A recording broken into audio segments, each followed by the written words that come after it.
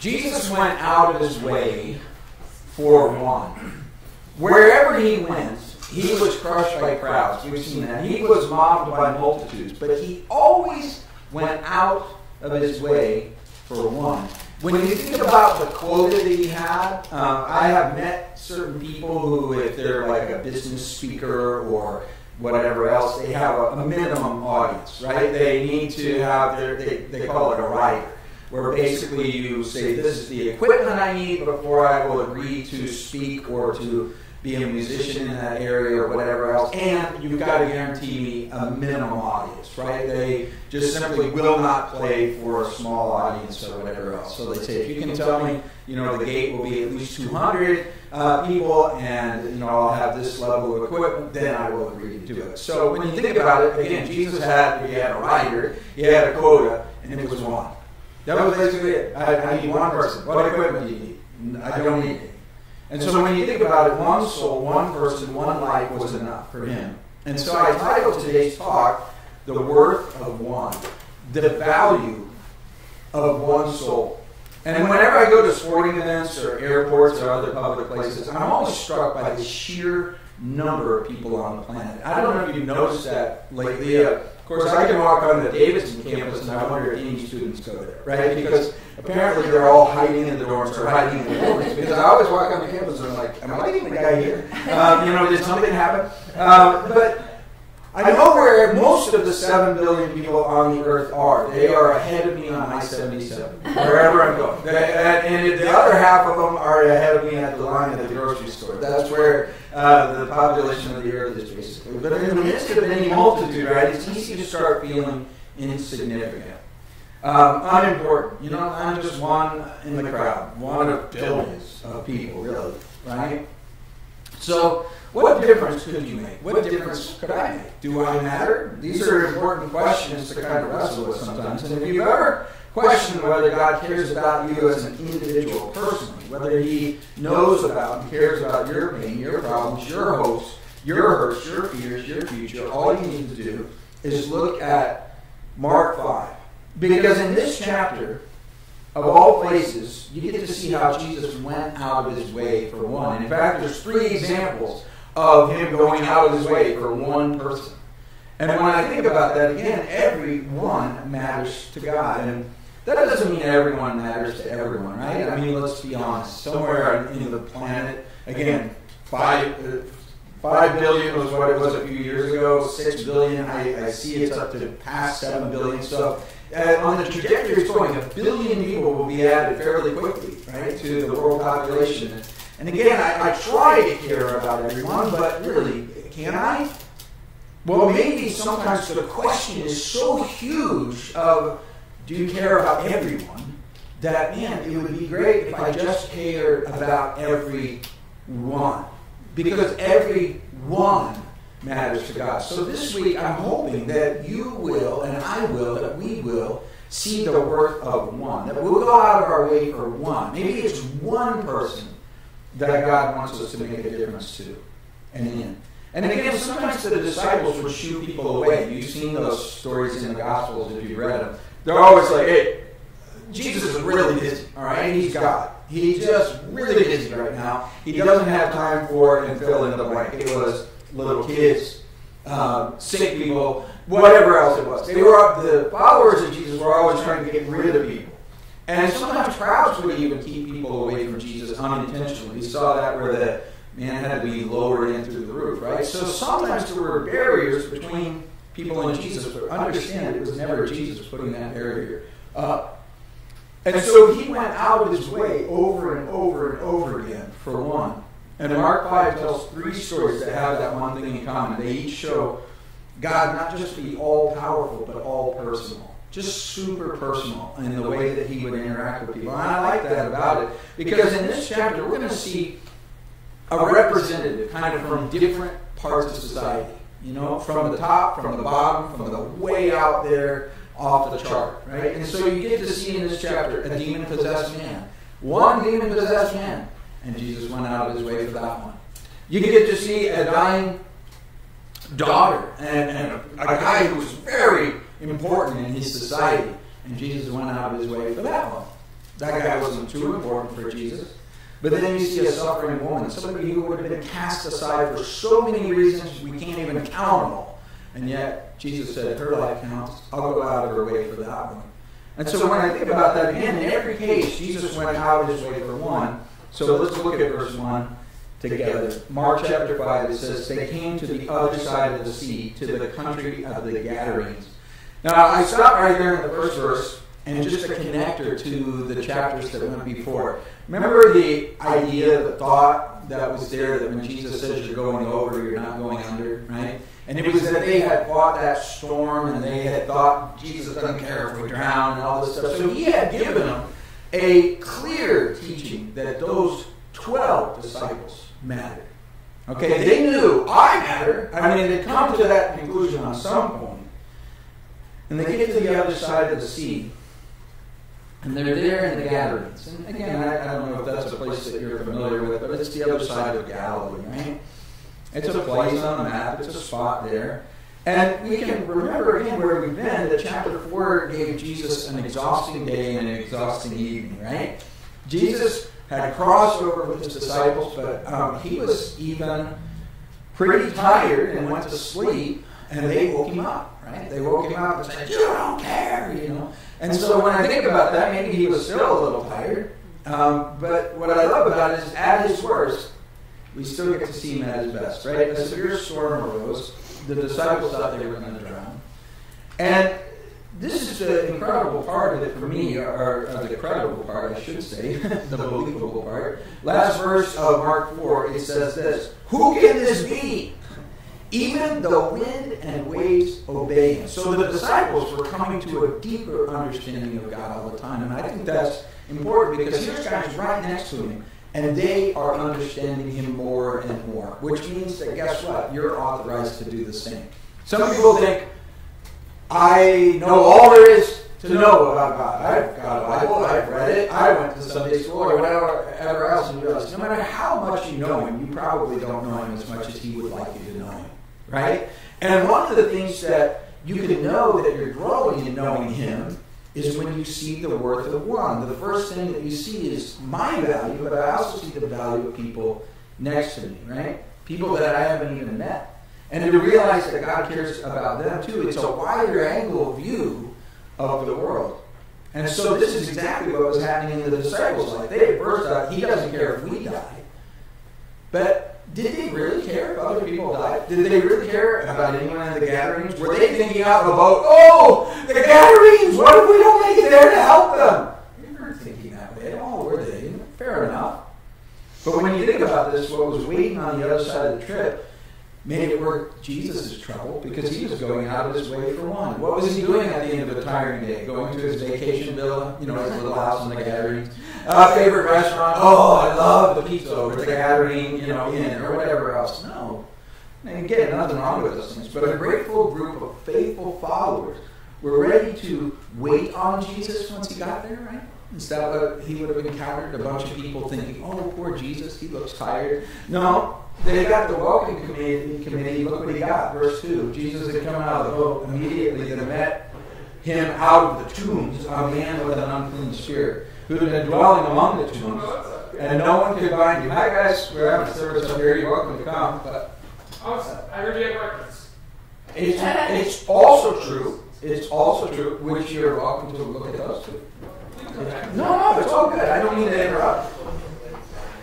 So Jesus had come out of the boat, and immediately there met in him a man in the tombs with an unclean spirit, who had been dwelling among the tombs, and no one could bind him, not even with chains, because he had often been bound with shackles and chains, and the chairs had been pulled apart by him, and the shackles broken in pieces. Neither could anyone tame him. And always, night and day, he was in the mountains and in the tombs, crying out and cutting himself with stones. Now, again, I stopped there, and I hope I wasn't rude to that guy. I wasn't mean to be. I just bring this. But anyway, Jesus went out of his way for one, right? It's safe to say that all the people in this region with problems, this was one of the worst. And when I think about this is what I wrote down for my notes anyway. The worst case can end up in first place. What do I mean by that? sometimes we think, well, I know who Jesus will avoid. He'll avoid this problem. But he actually had an amazing capacity to kind of zero in on the worst case. The worst case scenario was like, yeah, that looks like a good, crash test dummy for the gospel, right? And here's why I call it that, because you prove that if the gospel works for this guy, well, it's certainly going to work for me, right? I might have a lot of problems, but I don't think I have every problem this guy has, right? I mean, when you think about what this guy had, he's bound with shackles and chains physically. I mean, he is living in a graveyard, right? He is untamable. I mean, this is a guy completely off the chart, again, out of the society. He's living among the tombs, right? And it says he's screaming and cutting himself, just mutilation. The guy is really in a bad spot. And so when you think about it, it's safe to say, if people would say, what's the worst case in the gatherings? Oh man, that guy. I mean, that's the one we can't solve. And Jesus says, I'll put him first. I'm going to go out of my way for one. That's the one I won't go away from him. I'll actually go toward him. So when you think about what that means, this guy had all kinds of superhuman strength, kind of unable to be bound, and yet at the same time he was bound. Isn't that interesting? Nobody could help him. No self-help there. And again, just complete self-destructive nature. He's covered in mud, he's covered in blood, he's covered in scars. He's just a disaster. And this extreme example, again, makes it clear that this is, demon control. If you want to look at what God wants for your life, this is not what God wants for this man's life, right? This was not God's plan for this man, right? But there are other plans for every man and every woman and all the rest. And so this guy's living under a different plan, right? Under a different master. And so when you look at it, again, you think about this, the place of the dead, the unclean, I mean, it's really a mess. And so Matthew says this man was so fierce that no one could pass that way. And if I would have been the disciples, I would have gone away from this one, right? You get that again as we're thinking about going out of your way for one. This would be the guy I would go a long way away to not get anywhere near them, right? I don't even like going past the graveyards down here when there's not this guy in it, right? I mean, like, I'll cross the street over to Davidson just to go away from that, but this guy, this is where he goes. So Jesus says, let's go to the graveyard. And so when you think about this, again, verse 6, he saw Jesus from afar, he ran and worshipped him. And he cried out with a loud voice and said, what do I have to do with you, Jesus, Son of the Most High God? I implore you by God not to torment me. Now, I don't know if you can picture the disciples, but they're kind of probably still a little wet from the peace be still moment, right? They had gone through the lake, and they'd gone through all this stuff, and the lake had gone through them, and they're like, who is this guy that named the wind and waves? And then they step onto the shore, and this crazy-looking guy comes up to him, and he's like, haunted, and all the rest of this, and he comes running toward him, and then he hits the ground, and he worships right in front of Jesus. Right? It doesn't mean he sang a song. It means he bowed and he showed respect. Right? I mean, it just means this guy, they're like all looking for a stick to grab to hit the guy with, and all of a sudden the guy hits the ground. And he has a much better understanding of who Jesus is than the disciples did at this point, which is still, again, just fascinating to me. But back in Mark 4:41, just moments earlier, they said, who is this guy, man? And a demon-possessed man says, I know who you are. I know exactly who you are, the Son of the Most High God. And the demons not only knew and know who Jesus was, they knew what he was going to do, which is they knew he was going to go out of his way for one. See, they knew right here, we're done. We're done with this guy. Our reign is about to come to an end, right? Our control of this person's life is about to be released. And they knew that. They knew that instinctively, that Jesus was more powerful than they, and that he could do something about anything and anyone. And Jesus says to him, come out of this man, you unclean spirit. And Jesus asked him, what's your name? I think that's interesting just by myself. I kind of look at it like, like he seems to talk to just about anyone, including really whack situations. So what's your name? I don't know that we've met. He says, my name is Legion, for we are many. And he's like, oh, cool. You should wear a name tag or something.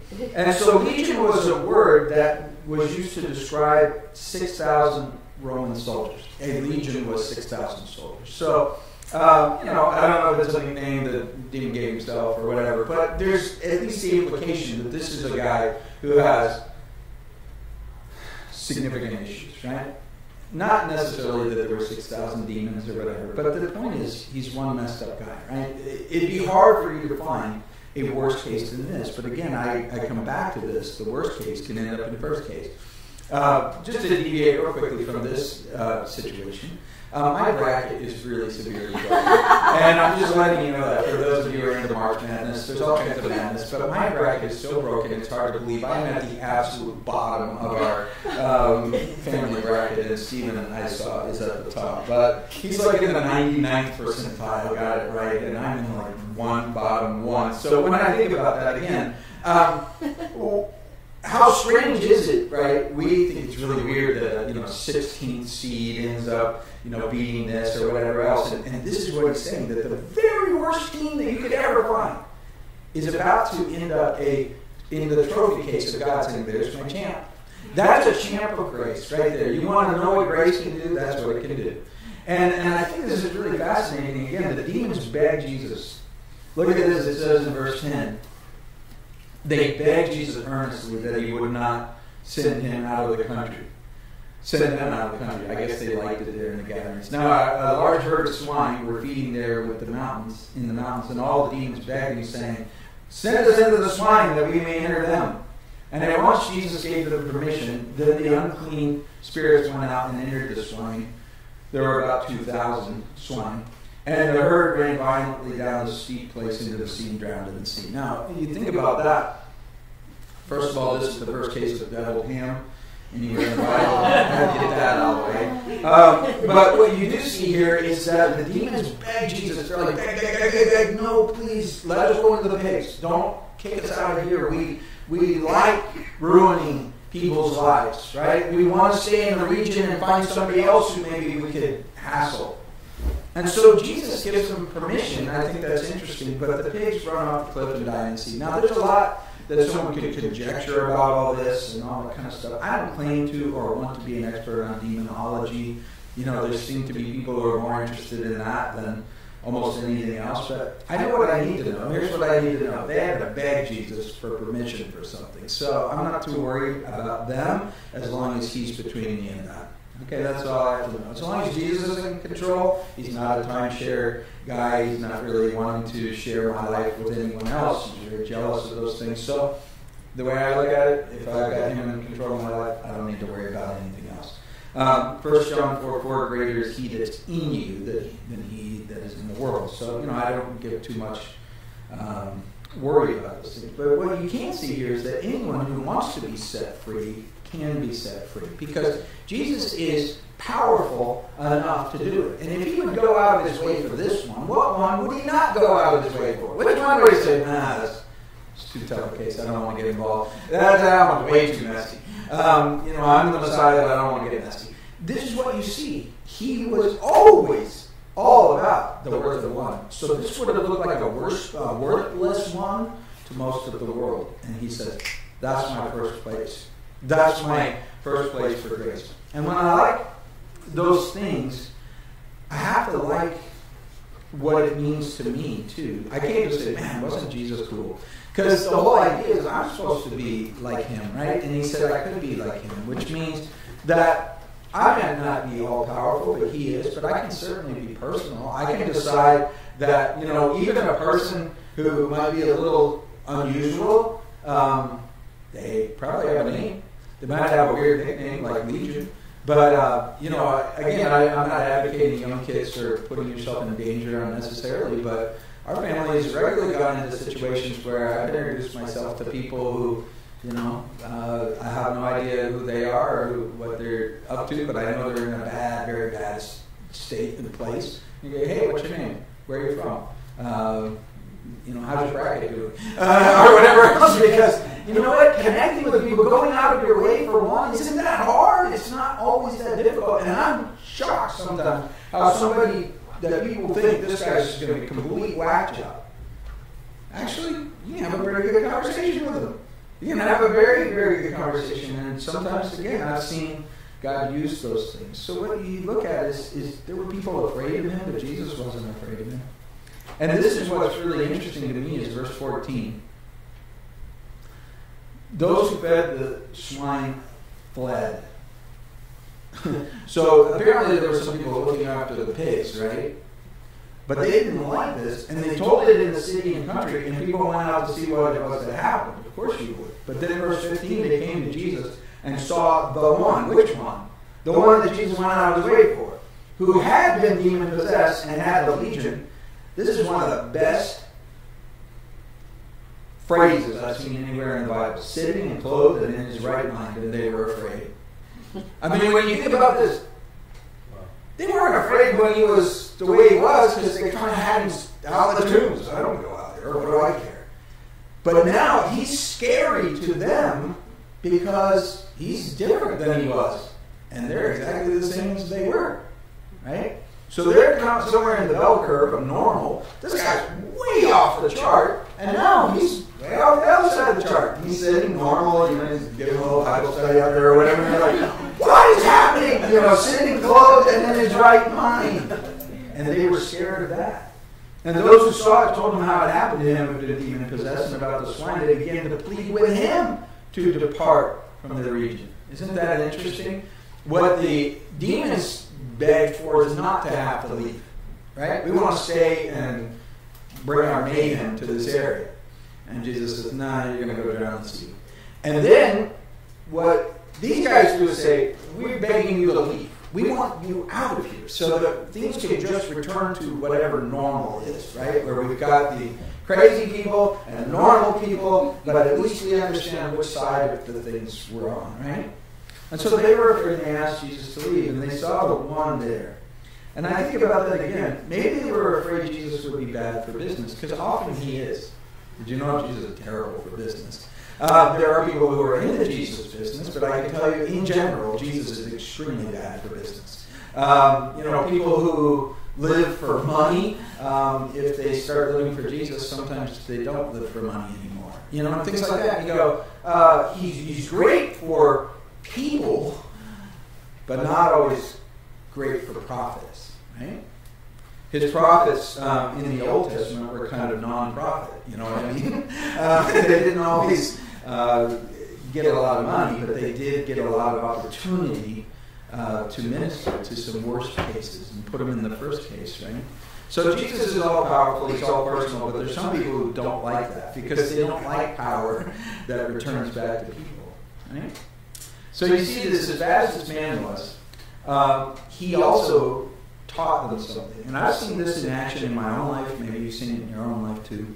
But people don't mind if people are really messed up and they get a little better as long as they don't get any better than you. Right? But man, if they go flying past you and all of a sudden this complete radical disaster, God's using them and God's doing things in their life, and they're succeeding spiritually, and all of a sudden people around them are flocking to them and stuff like that, and people touch, well, you're like, well, how did that happen? See, what that is proof that God did something very dramatic in their life that's still yet undone at the same level in my own life, and that's when things get really uncomfortable. See, this is what Jesus was doing, is he was bringing radical change, and most people like stepwise change. Just enough. Fix the stuff I don't like, but don't make me go out of my way for people like this. That would be very uncomfortable. And again, when you think about it, it's a challenge to me. They begged Jesus to leave, but this is very important, very, very important. He did. I've thought about this many times in my own life. Jesus goes where he's wanted. Right? He'll go out of his way for one, but if one says, get out of my way, he will. He's a gentleman, right? God is a gentleman. It's a strange thought, but he's not going to force his way into somebody's life who really doesn't want it. And so Jesus will go out of his way for one, but he won't stay where he's not welcome. He'll go somewhere else, where there's maybe one who needs his help and wants it. So you look at verse 18, when Jesus got into the boat, he who had been demon-possessed begged. There's a lot of begging going on. I don't know if you've noticed this. Jesus begging, let me go with you. And look at this. Verse 19. I love it. Jesus did not permit him. He said to him, go home to your friends. Tell them what great things the Lord has done for you. How long do you think it had been since he had friends? This guy didn't, or what kind of friends might he have had? And tell them what great things the Lord has done for you and how he's had compassion on you. And he departed and began to proclaim in Decapolis all the things that Jesus had done for him, and all marveled. See, when I think about this, talk about an evangelist. This guy, all he's got to do is tell the story. Wait a minute. You're tomb man? You're the tomb guy? Man, my friends and I went out and tried to bind you, and you sent us all home packing. How can you be that guy? You are that guy. Wow, that's crazy. It'd be crazy not to think there's something going on here. And see, it's interesting to me again that the demons beg, and Jesus permits them. The townspeople beg Jesus to depart. And he says, sure, I'll do that. But a guy begs to go with Jesus physically, and he says, no, stay here.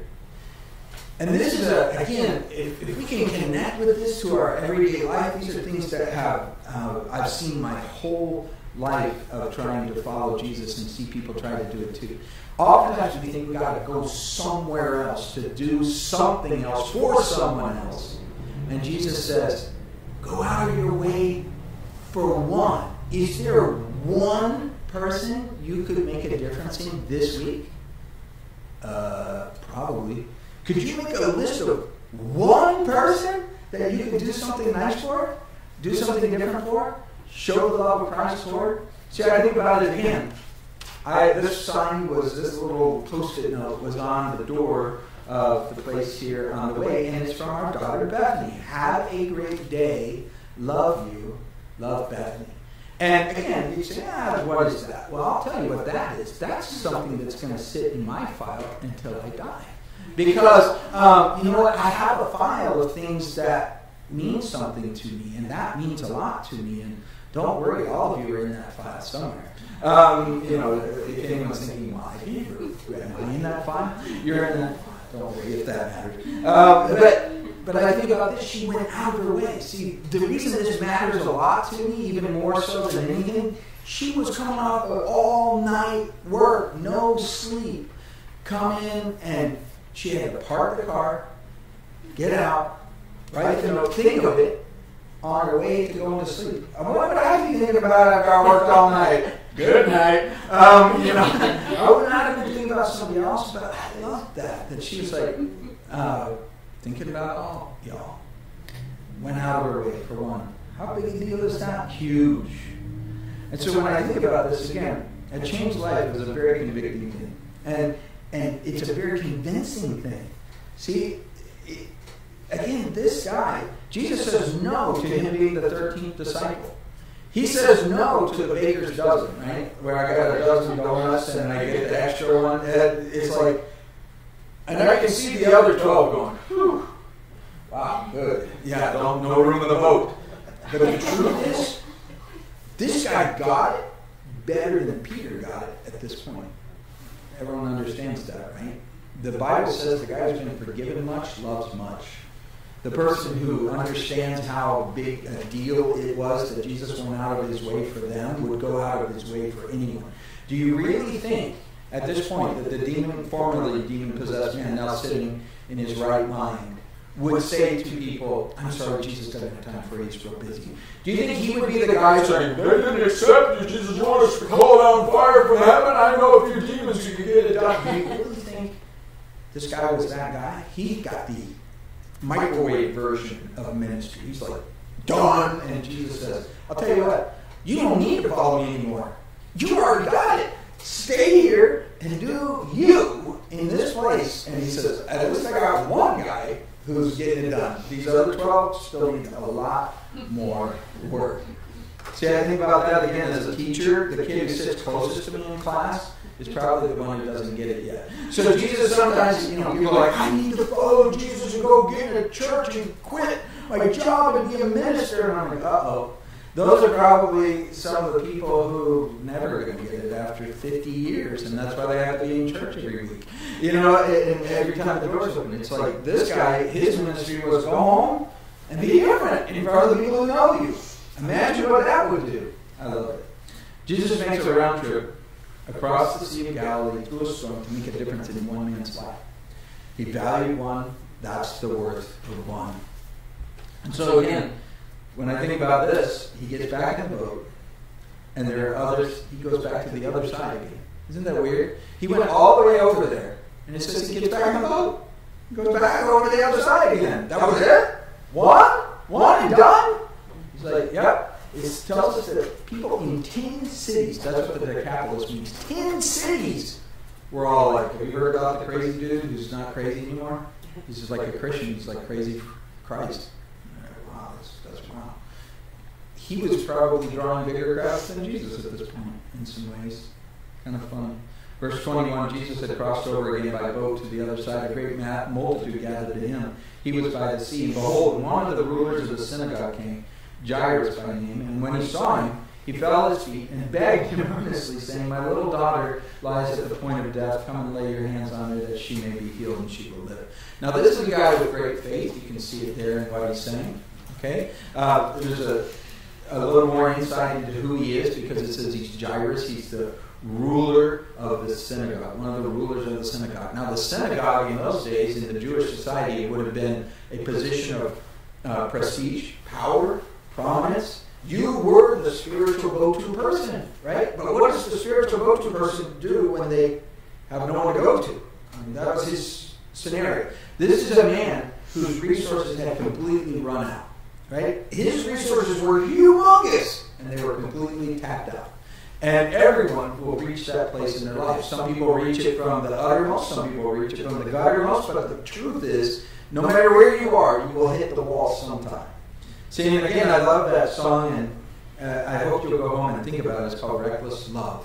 And I hope you'll really look that one up, listen to it over and over again until you get it. It talks about the love of a parent, basically, God's love for us, where he says, there is not a wall I would not kick down to get to you. If something happened to one of my kids and they're out there, there isn't something that I go, oh, it's just one of them. Oh, I still got two. I'm good. You know what? Oh, it's just one of the three. Where are they? Well, I hear they're kind of like way over in another state, but they're having a really tough time. Oh, that's a long drive. There is not a drive I would not take. There is not a step I would not do to get to my child if they were in danger. And this is what you see that song being about. It's just basically he leaves the 99 and goes after the one. If you've never thought through that Luke 15 passage, it's the 99 leaving it for the one. We have sheep farmers now in our family, and every time we talk with them, you know what they talk about? They talk about the ones that are in trouble. They have lots of sheep, but it's always like, oh, we lost another little one out in the cold, and they don't go, well, we got lots of good ones, it's fine. What is it? They would go. There isn't a link they wouldn't go to try to hold that lamb through the night. And when I think about this is what he's saying. My little daughter is at the point of death. This was embarrassing for this man to do this. We have to understand it. Put yourself in his sandals, right? He is the synagogue leader. He is the guy who people come to when their daughter is sick. Right? Pray for my daughter. And he's like, my prayers are passed, and I'm done. He runs and he falls at his feet. He's begging Jesus, please. I mean, this kind of dirty, sweaty Messiah guy, who is outside the system, and he says to him, man, you could do something. I can't do anything. And I think it's interesting he's surrounded by a crowd. Again, for me, if I'm going to be vulnerable, I like to do it privately. Hey, Jesus, can we hang out over here? Could you come visit the synagogue and we could go in one of the back rooms and maybe cry a little bit? This is what he's doing. Jesus is teaching, and he's teaching a multitude, and a man just busts into the middle of it and says, I need you to go. I need you to go right now. And I think about this, again, what a contrast to the story we just read, right? Jairus couldn't be any more different than the demon-possessed man. This was not a demon-possessed man. This was a man who, again, was society's example of cleanliness, of goodness. a ruler, the center of religious and community life, right? A respected man. And so when you see him again, you think about this. Would Jesus go out of his way for a demon-possessed man? Yes. But would he go out of his way for a good man? Yeah. Jesus isn't just looking for the worst case all the time. He isn't just saying, well, sorry, your testimony is too boring. You've been good all your life. God doesn't really have time for good people. He only needs really nasty people. He only pulls people out of the crack house, right? I mean, that's it. That's his only recruiting tool. Not at all. He actually goes to the synagogue and says, you have needs the synagogue can't meet, don't you? You have taught week after week after week. But there's going to come a time when you're weak. Then what? Can the synagogue do it for you? Can your position of power do it for you? Can your privilege do it for you? Can your religious friends in the circle all praying for you do it? Nope. And Jairus was one of the ones who had maybe criticized Jesus at times. See, his friends had.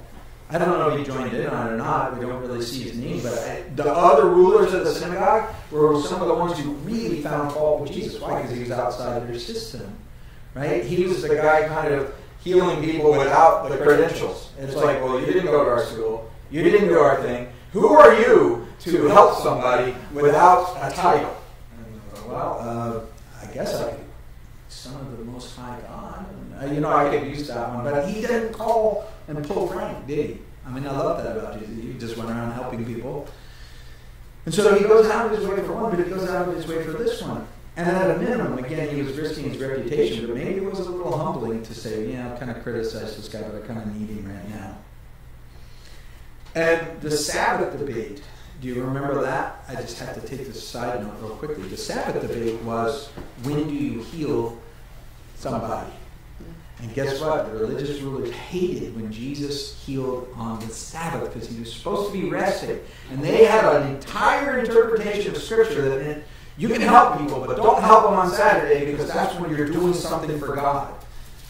What do you bet me? Jairus had a need on a Sabbath. And suddenly that little debate didn't make any difference at all.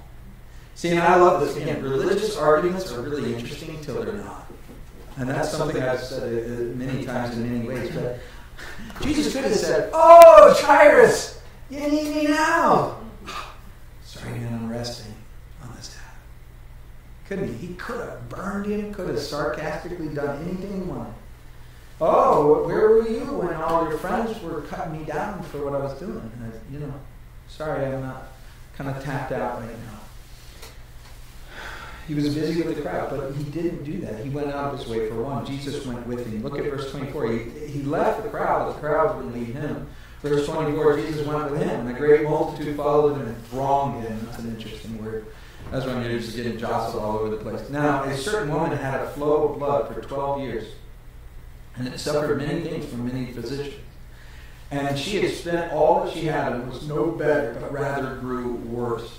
And when she heard about Jesus, she came behind him in the crowd and touched his garment. But she said, if I may only touch his clothes, I will be made well. Verse 28.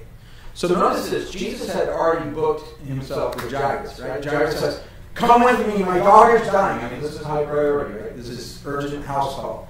He's on his way to that. And you see people are thronging. They're like coming along beside him, but they're all, along the way. They want to see what the next miracle is. And a certain woman is in that crowd, and it says that it gives us the number of years. And I think there's a reason. There's no wasted words in God's words. And it says that she had a flow of blood for 12 years. 12 years. The age of Jairus' daughter was 12 years. So Jairus had 12 good years, right, with his daughter. And this lady had not known good years for 12 years. Same overlapping stuff. So you see these two people with overlapping stories, right? Interesting details. And in that society, first of all, just being a woman was strike one, all right? Strike one, you're a woman. And I'm not saying that it should be that way. I'm just saying it was that way. Strike one. Now, she also had a hemorrhage, a flow of blood. That made her unclean for 12 years. which meant she could not go to Jairus' synagogue, even if she wanted to. She was as much as a leper in that society. Just if you brushed against her, oh, now I'm unclean. And so here's a very private situation that was very publicly known. I mean, it was like, the only reason she got to get swept up in the crowd is the crowd was so distracted by Jesus that they didn't notice this lady was among them. And so she sees her moment, and she seizes that moment to say, like, I know I'm not supposed to be in public. I know I'm not supposed to be in this place. But I can go in this flow of people, and they won't know, and they won't start yelling at me or doing whatever they would do. And again, it was a punishable offense if she had been there by death. So that will explain why she reacted the way she did and why Jesus reacted the way he did, right? So she says, I can just touch him. She wasn't supposed to touch anybody, and nobody was supposed to touch her. And yet, especially a rabbi, a religious and clean individual, clean in their day meant more than outside, like a shower. I mean, you were clean or unclean before God. You were acceptable or unacceptable before God. So here's Jesus, this respected rabbi that people are following, a miracle worker, and she's a mess, right? And so he's on his way to an important person's house, a VIP situation. And here comes another one. See, and this is something I wrote down. I hope this makes sense to you. It sure made me think about it. There's two wrong ways of thinking in life. One is, I'm only one, I don't matter. But the second wrong way of thinking is, I'm the only one who matters. Right? My situation matters. Now, Jairus, of course, thought on some level that he mattered and that his daughter mattered, and he's right. He's not the only one who matters. This woman matters. She matters every bit as much to God. That lady with the flow of blood is a daughter to God the same way the daughter of Jairus is a daughter to Jairus, right? So here's Jairus willing to bust down any barrier to get to Jesus. But Jesus is willing to bust down any barrier to get to this lady, societally or otherwise. I love it. So here comes this one woman, considered worthless, the worth of one, right? So we're seeing bookends, right? We've got the worthy one in the middle, and the worthless one's on the end, right? For different reasons. One's a demonic thing, one's a physical thing, but, the outcome was the same. Doesn't really matter. I mean, society had completely marginalized both of them. And so she wouldn't have been able to do this on a normal day. And I love it. She had her moment. And that's why Jesus goes out of his way for her. She wasn't planning on telling Jesus anything. She wasn't really thinking to herself, here's what I'm going to do. I'm going to stop him and say, hey, I matter. I matter every bit as much as Jairus' daughter does. Now stop and help me. She doesn't do that. She's like, I don't matter. But if I can just get to the hem of his coat, if I can just touch him, I'll be okay. And, this was a somewhat, I guess, superstitious view. But I love the fact that Jesus honors it. He just simply honors a person's trust in him. And she sneaks up behind him and she touches him. And this is what verse 29 tells us. Immediately the fountain of blood was dried up, and she felt in her body that she was healed of the affliction. And Jesus, immediately knowing in himself that power had gone out of him, turned around in the crowd and said, who touched my clothes? And his disciples said to him, well, you see the multitude thronging you, and you say, who touched me? Everyone touched you. And he looks around to see her who had done this thing. Now again, remember how I said the demon-possessed man didn't come along with them? Because I think he probably got the advanced ministry course right there. These guys still don't really get it. They're like, Jesus says, hey, who touched me? And they're like, yeah, I know, we're trying the best we can with the bodyguard stuff. There's people everywhere. I mean, what do you want me to do? I can't do anything about these people. Send them away. They were always saying, send them away. Right? I love it. And Jesus says, okay, I'll figure out who it was. And he stops, he turns around, he looks around. He knew somebody had done more than just jostle him, right? I think this is an interesting thought. You can't form a whole theology around it, but at least wrestle with it in your own mind. There's a difference between a touch without faith and a touch with it. Does that mean everything I do, that if I have the touch of faith? No, it doesn't mean that. But what it does mean is that an intersection of God's power with my life, power is going to go out of him and into me. That's what happened here. What is it for? I don't know. It could be anything. Maybe it's just to make a difference in one person's life. Maybe it's to be kind for just a moment. Maybe some kindness power will come out of God and into my life, and I will be uncharacteristically kind to somebody this week. This is what Jesus does. He touches this lady because she touches him. And the woman, fearing and trembling, knowing what had happened to her, came and fell down before him and told him the whole truth. And he said to her, "Daughter, your faith has made you well. Go in peace and be healed of your affliction." Notice she had already been healed of her affliction. Right? It said, chronology-wise, she had already been healed physically. But you can be healed physically and still be totally devastated emotionally and spiritually from 12 years of thinking God doesn't care and nobody else does. When you think about this, I think the most healing word he used in here was daughter. Daughter. He says, family, your faith has made you well. Go in peace. Why was she so afraid? Again, the people around her sure didn't understand it, but if they understood for a moment, wait a minute, that's the lady with the flow. What is she doing here? Jesus would have protected her against that. But you think about this, she was also worried about one question, which is Jesus going to be mad?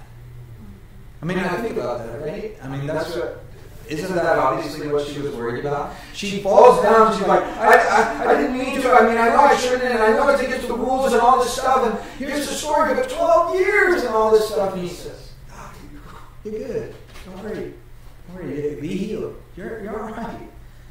I'm not mad. I went out of my way for this. I'm not mad that I was on my way to a very important person's house and I've got a schedule and you're interrupting. He wasn't mad about any of that. He was mad about her, madly in love with her, right? So he could have kept walking, but he didn't. He'd already healed her. He could have just kept jogging. And she's healed, boom. And she actually probably would have preferred that in some ways because she was trying to do it still. But he elevates her life, and I think it was for the purpose of that one word, daughter. What a healing word that was for her. And so she knew he was powerful. She didn't know he could be so personal.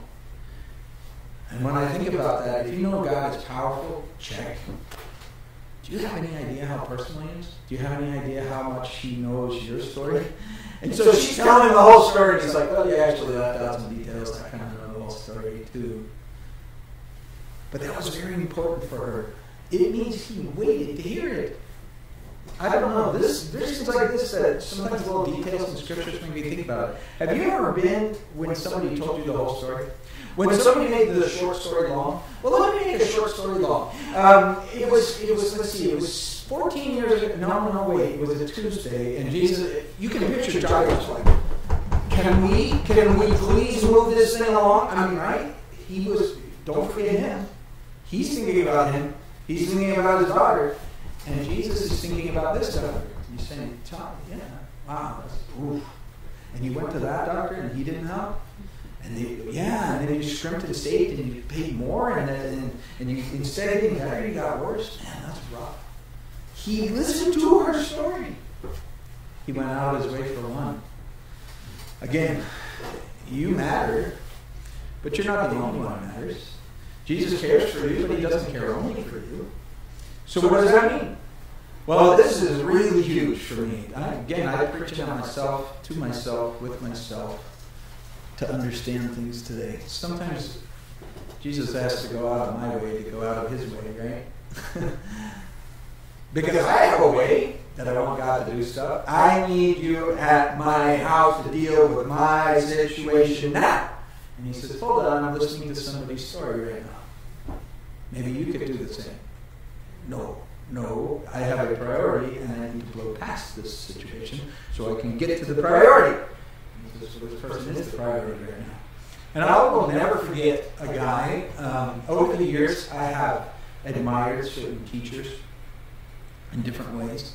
And There was a teacher that I really admired, and I got 2 seconds to talk to him, and he talked past me while he was looking around the room at other people and did connect with a person that he knew better, and he said, hey, thanks for that, and headed off. And there was another guy, I never really admired him quite the same after that day. I know people can get busy, but there's another guy that I really admired, and I got to talk to him at a conference, and I had to wait. You know how I had to wait? Because he spent time with every single person who was waiting to talk to him. And you know what?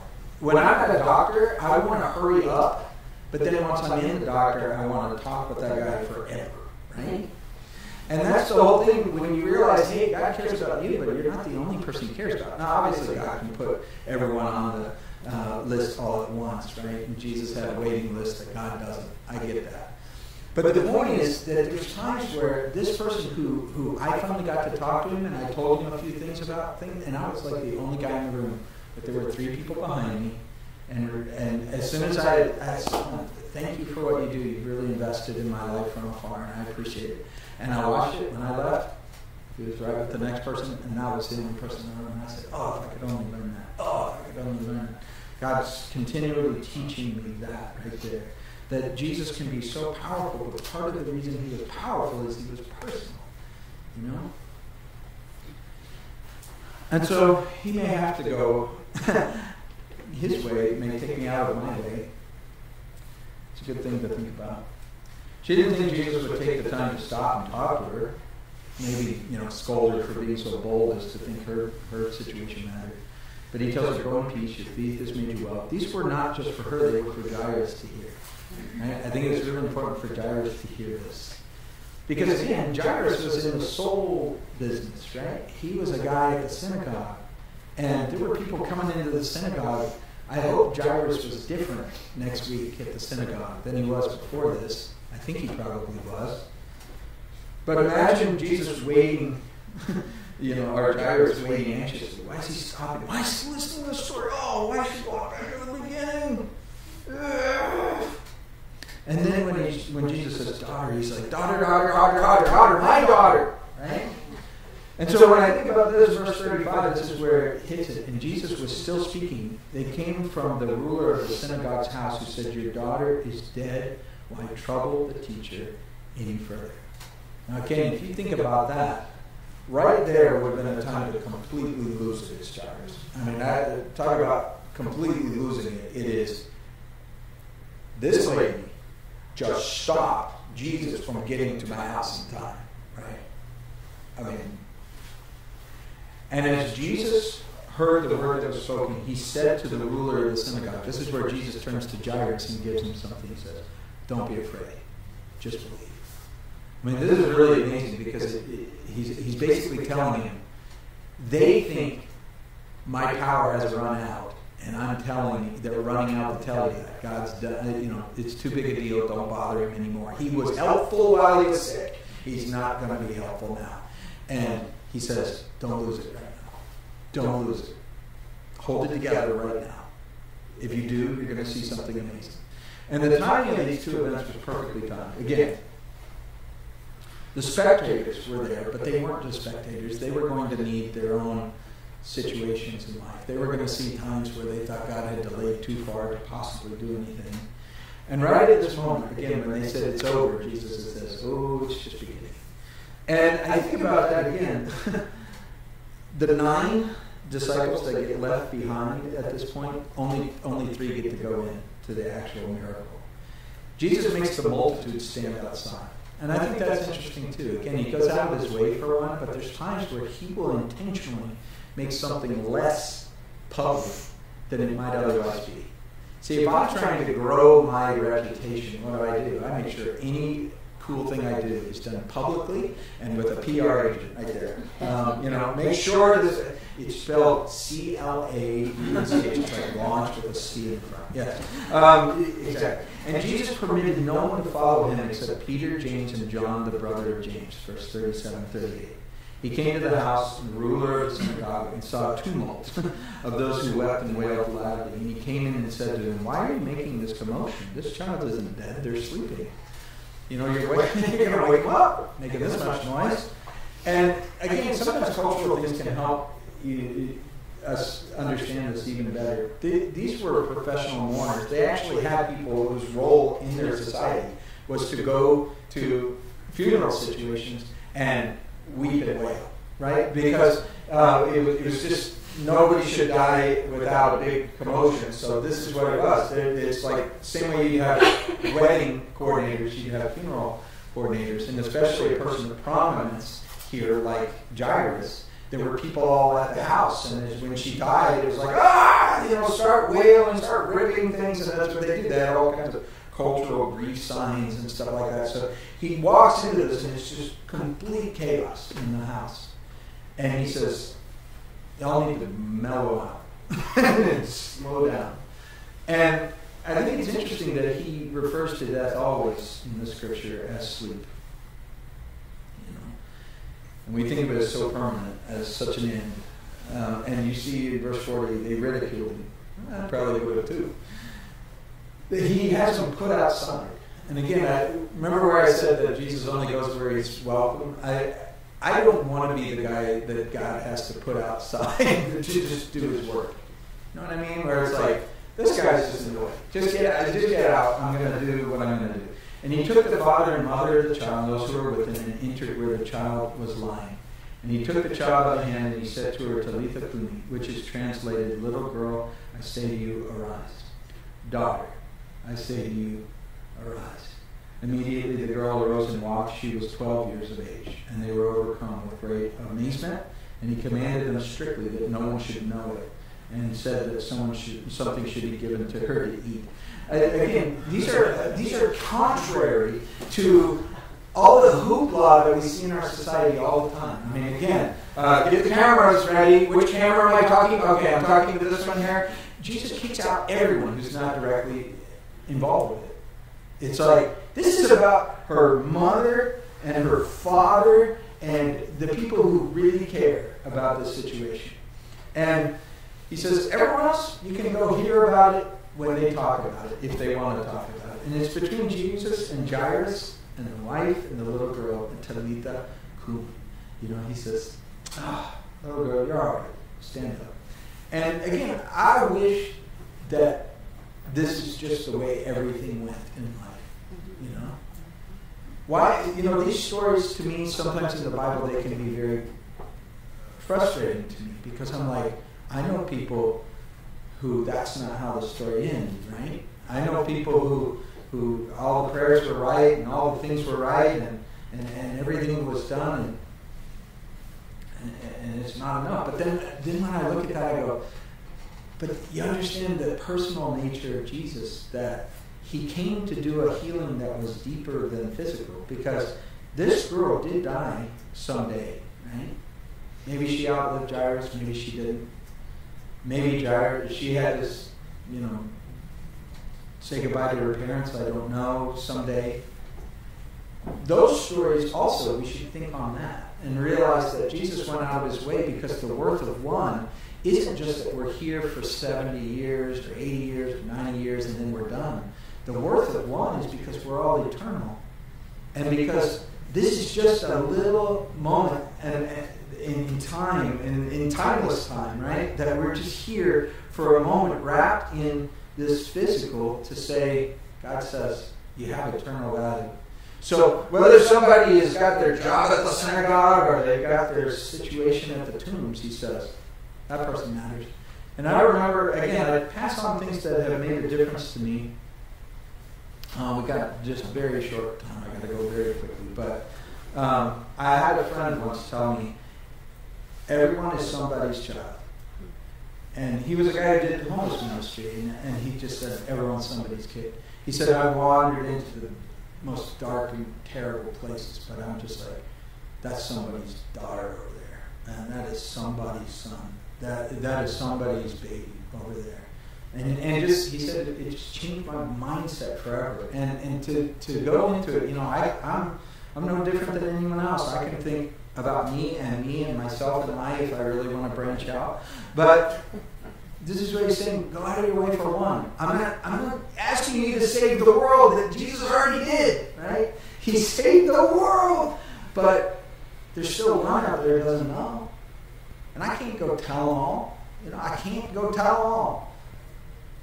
But I can show one of them that God cares about them like this.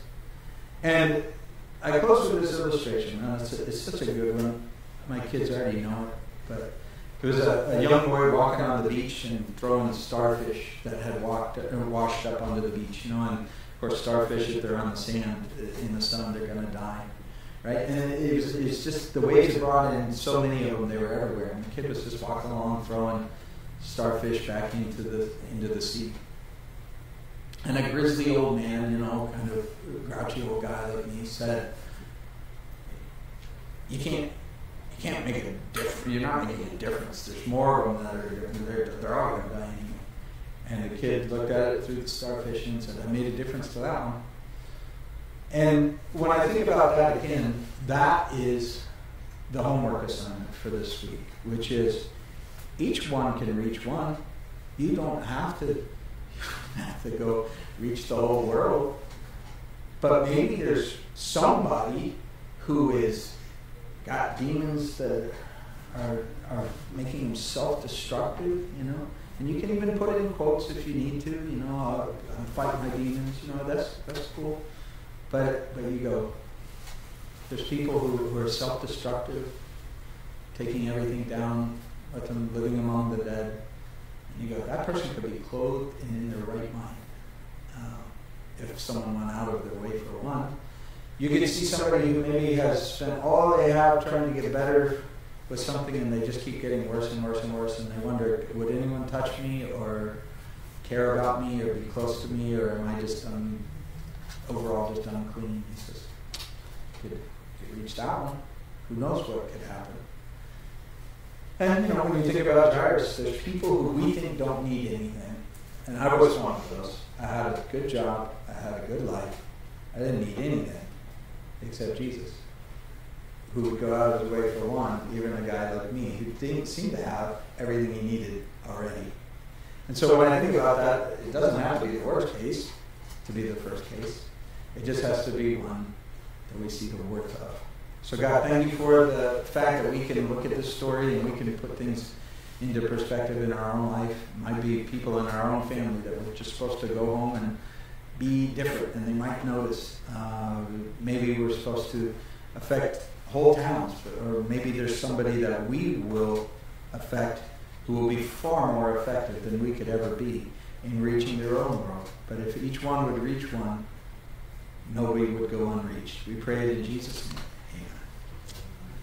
All right. There it is. That is it.